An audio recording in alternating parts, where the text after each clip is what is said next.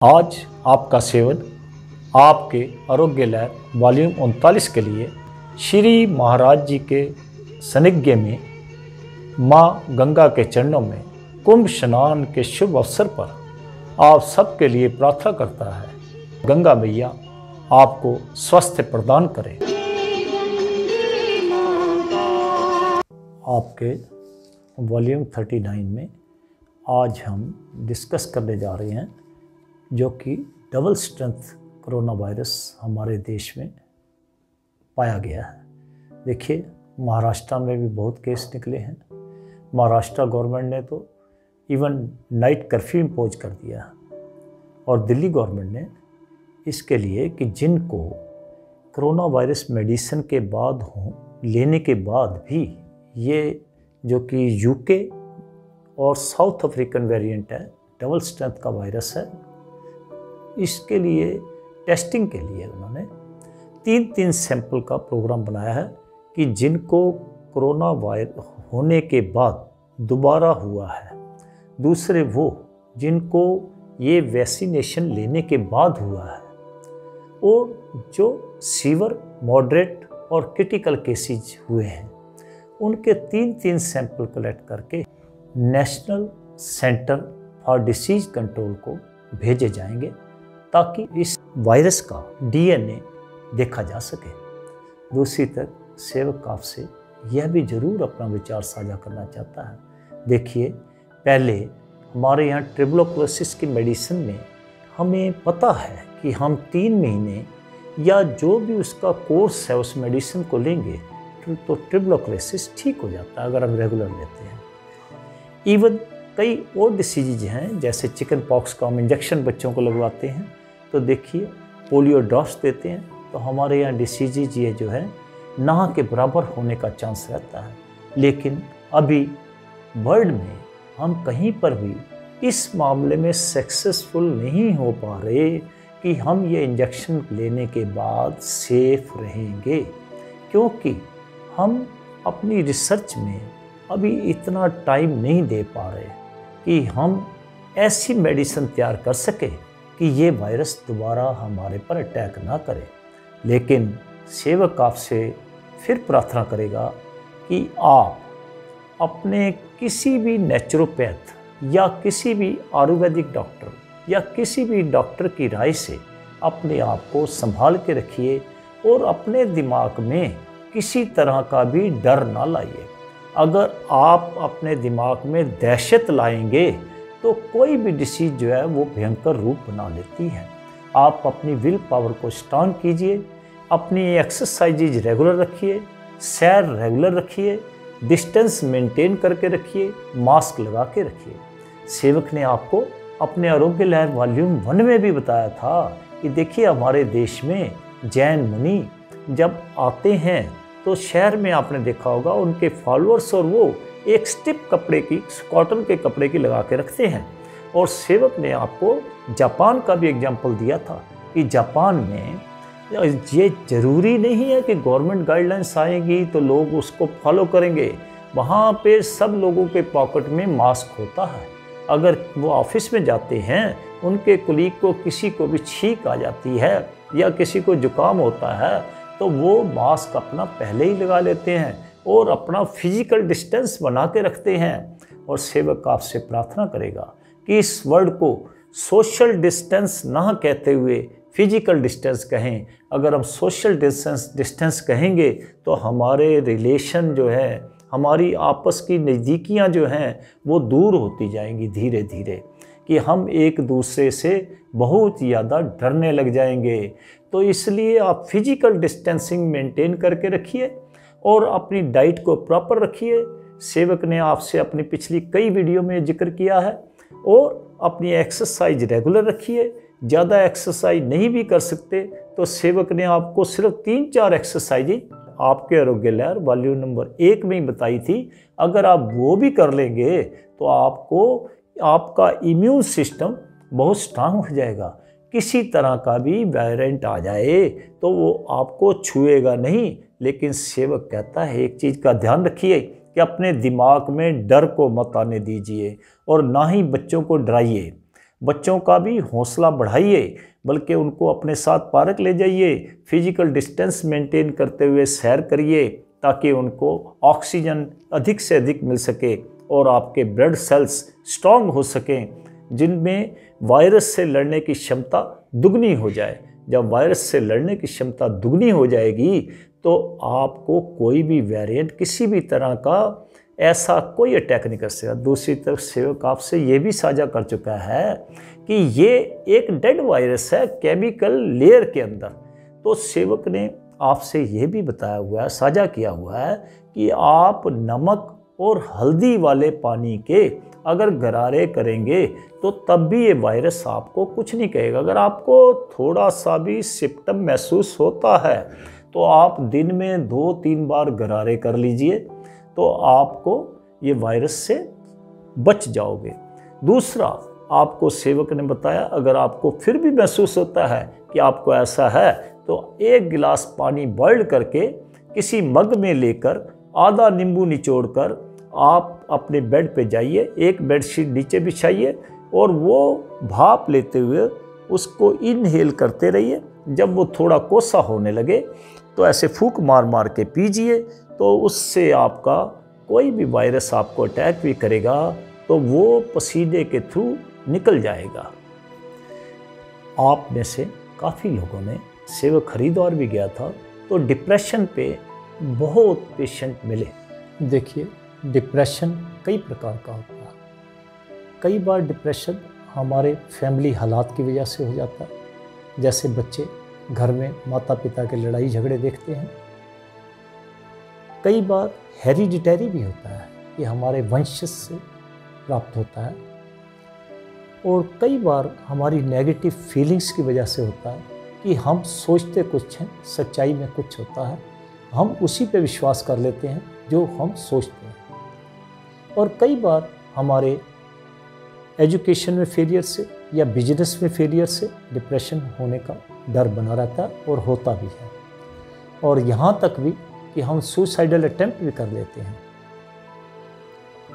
और कई बार क्या होता है कि जैसे कि पहले जॉइंट फैमिली में सब रहते थे, बच्चे जब बड़े होते थे उनको बुजुर्गों का भी साथ मिलता था और बुजुर्ग उनको अच्छी अच्छी कहानियाँ सुनाते थे, जिनसे कि उनका मनोबल बना रहता था। और घर में कोई वाद विवाद भी होता था तो आपस में बैठ के सुलझाया जाता था। लेकिन आजकल क्या है कि फैमिली छोटी होती जा रही है, बच्चों की शादी होती है तो वो अपनी ईगो की वजह से, अपनी सेल्फिशनेस की वजह से फैमिली से अलग हो जाते हैं। छोटे परिवार होने की वजह से बच्चों की लुक आफ्टर प्रॉपर नहीं हो पाती। ये मैक्सिमम कारण डिप्रेशन होने के यही है, या किसी हमारी फिजिकल एब्नॉर्मलिटी की वजह से कि हमारे को जैसे मोटापा है, बच्चे हमारे को छेड़ते हैं, या हम पतले हैं तो बच्चे हमारे को दूसरी तरह से छेड़ते हैं। इन कारणों से भी डिप्रेशन हो जाता है।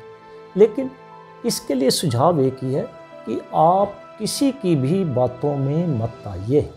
आप अपने आप को दूसरों से सुपीरियर समझिए कि मैं जो कर रहा हूँ या कर रही हूँ वो ठीक कर रहा हूँ। लेकिन फिर भी अगर आप महसूस करते हैं कि आपका डिप्रेशन ठीक नहीं हो रहा तो सेवक ने आपको आपके आरोग्य लहर वॉल्यूम 31 में बहुत ही एक साधारण सी विधि बताई है। आप वो क्रिया करके भी अपने डिप्रेशन को दूर कर सकते हैं। दूसरा, फिर भी अगर कुछ बच्चे डिप्रेशन में आ जाते हैं, सेवक की आपसे ये प्रार्थना है कि आप ऐसे बच्चों को आश्रम में, जहाँ पे अच्छे गुरु या महात्मा, जहाँ पे चीफ ट्रस्टी हों, वहाँ पे भेजिए। और ख़ास करके वहाँ पे माँ गाय की सेवा करें गौशाला में, या उस आश्रम में सफाई का कार्य करें, या लंगर सेवा में ऐसे बच्चे भाग लें तो उनका डिप्रेशन धीरे धीरे दूर हो जाएगा। और ये सेवक का अपना विभिन्न आश्रम में नेचुरोपैथी के कैंप लगाने के दौरान देखा है कि ऐसे बच्चे जो इन कार्यों में आकर आश्रमों में, मंदिरों में लग जाते हैं, मंदिर की सफाई करना, गौशाला की सेवा करना, गाय माता को नहलाना, गाय माता को चारा डालना और लंगर सेवा में पार्टिसिपेट करना, वो बहुत जल्द डिप्रेशन से बाहर आ जाते हैं। लेकिन आपके लिए एक सजेशन भी है कि जो हमारी बच्चियां यंग होती हैं या बहनें यंग होती हैं, उनको ऐसे आश्रम भेजिए जहाँ पे कि महिलाएं संत हों या महिलाएं चीफ ट्रस्टी हों, ताकि वो बच्चियां सेफ रहें। लेकिन अगर आपको ऐसा आश्रम ना मिले तो आप स्वयं उनके साथ एक हफ्ता 3-4 महीने के बाद रह के आइए।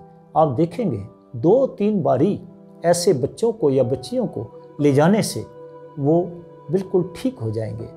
और ख़ास वजह क्या होती है कि उनकी अटेंशन को हमने डाइवर्ट करना होता है। सेवक ने आपको सूक्ष्म प्राणायाम में भी बताया था कि देखिए, ये हमारा अग्नि तत्व है, ये हमारा वायु तत्व है, ये हमारा आकाश तत्व है। अगर हम इन 2 फिंगर्स को, इंडेक्स फिंगर और एल्डेस्ट फिंगर को, अगर हम थंब की जड़ में लगा लेते हैं दोनों को, और ऐसे बिल्कुल प्यार से टच करके ऐसे बैठ जाते हैं, तो तब भी हमारी जो अटेंशन है, हमारा ध्यान परिवर्तित हो जाता है। और उस समय आपने सिर्फ कोशिश ये करनी है कि अपने ध्यान को यहाँ पर लगाना है।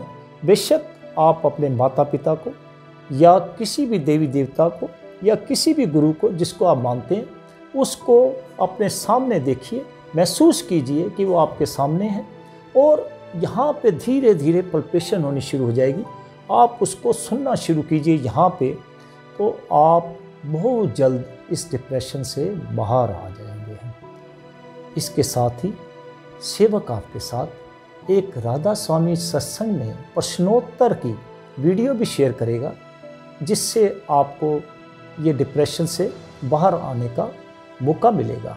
इसके साथ साथ सेवक आपको एक दिल्ली का इंस्टेंस भी सुनाना चाहता है कि देखिए, आजकल बच्चे, जवान, बुजुर्ग सब सेल में मस्त हो रहे हैं। सेल से भी हमारे को डिप्रेशन हो रहा है। एक फैमिली का सेवक ने टाइम्स ऑफ इंडिया न्यूज़पेपर में पढ़ा कि एक सज्जन वरुण अरोड़ा जी ने अपने इलाज से बदला लेने के लिए थालियम का यूज़ किया। थालियम देखिए एक सॉफ्ट और हार्ड केमिकल होता है, जो कि शरीर में हमारे डेंजरस पॉइजन क्रिएट कर देता है, जिसका असर कई बार 2-3 हफ्ते में आता है। 3-4 दिन में वॉमिटिंग हो जाना, नौसिया होना, ऐसे लक्षण आने शुरू हो जाते हैं।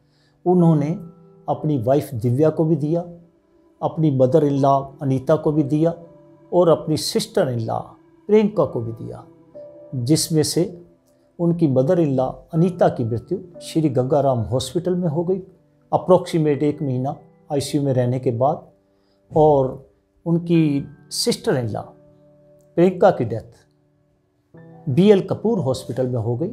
दोनों हॉस्पिटल्स में से जो रिपोर्ट आई वो थालियम केमिकल की यूज़ की आई।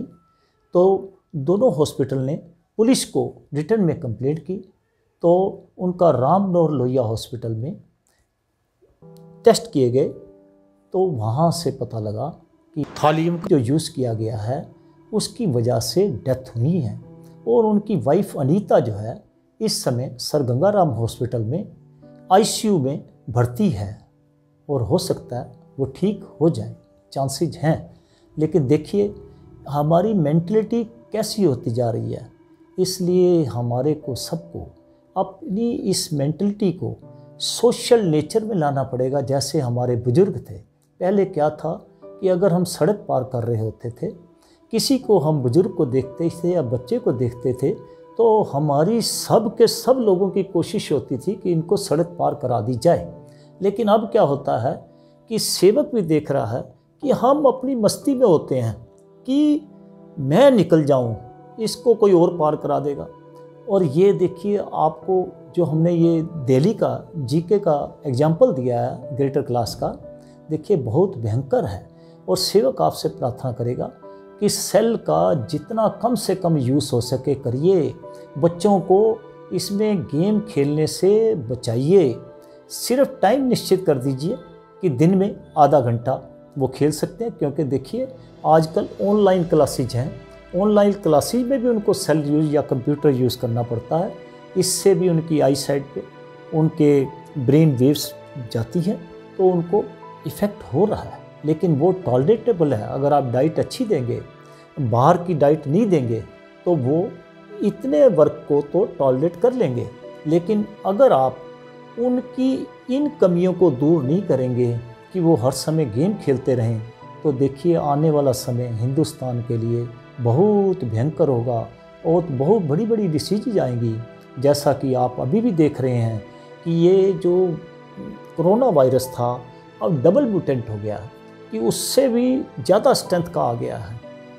तो इसलिए आप सबसे निवेदन है कि अब आप ये वीडियो देखिए जो राधा स्वामी सत्संग में क्वेश्चन आंसर वाली है, तो आप इससे भी अपने डिप्रेशन को कंट्रोल कर सकेंगे। और दूसरा, सेवक ने आपको आपके आरोग्य लहर वॉल्यूम 31 में वीडियो जो दी है, उससे भी आप अपने डिप्रेशन को कंट्रोल कर सकते हैं। और सर्वप्रथम तो आप अपने विचारों को कंट्रोल कीजिए, अपने मन में, अपने दिमाग में गलत विचारों को मत आने दीजिए। बाबा जी मेरा क्वेश्चन है कि आजकल बहुत सारे बच्चे डिप्रेशन में जा रहे हैं। Even in my family, my husband and cousin brothers also suffered a lot from the depression. So Baba ji, ये क्या प्रीवियस कर्मा है कि उसको वो भुगतान है, या कुछ एनवायरनमेंट है, फैमिली प्रेशर? और बेटा, आप हैरान होंगी कि अब इंडिया दूसरे नंबर पे आ गया है डिप्रेशन में। We are number 2 in the world. अब देखो, पहले ना बड़े बड़े परिवार होते थे। अगर बच्चा अपनी माँ से डरता था, बाप से डरता था, कोई मासी थी, कोई बुआ थी, कोई अपना दादी दादा, कोई ना कोई होता था जिससे बात कर सकता था।